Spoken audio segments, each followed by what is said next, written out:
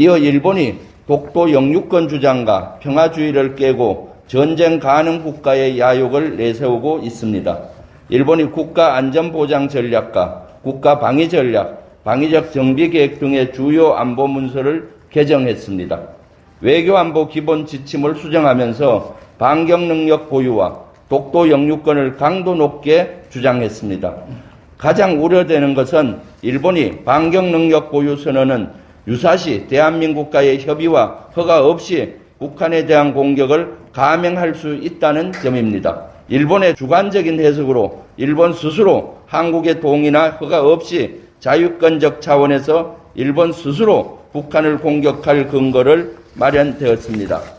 우리 헌법 제3조에는 대한민국의 영토를 한반도와 그 부속 도서로 한다고 명기되어 있습니다. 일본이 우리나라 협조 없이 유사시 북한을 공격하는 등 자의적으로 무력 행사를 할 가능성이 생겼습니다.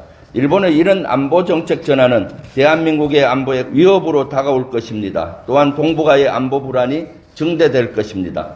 일본 정부의 평화헌법 정신에 입각한 반격능력 보유 선언 등의 안보 정책 전환을 철회할 것을 강력히 요구합니다.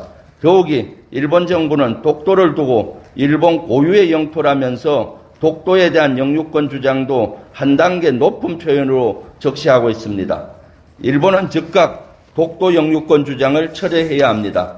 윤석열 정부의 더욱 강한 대응과 조치를 요구하며 일본 정부의 의도와 구상에 대해 윤석열 정부는 사전에 어떤 조치를 취했으며 앞으로 어떤 노력을 할 것인지 묻고 싶습니다. 대통령실은 일본도 방위를 위한 고민이 있다는 둥 한미일 안보협력이라는 큰 틀 속에서 논의 가능한 사항이라고 입장을 내놓았습니다. 비판을 하거나 주권을 외치기는 못할 망정 또다시 일본 극우 세력의 대변인이 되어 일본 입장을 변호하고 있습니다.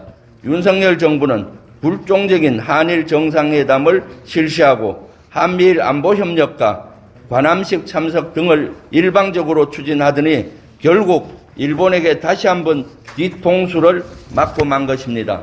이러한 상황에서도 윤석열 정부는 일본에 대한 저자세, 무질서 외교를 지속할 것입니까? 대체 우리 국익은 어디에 있습니까?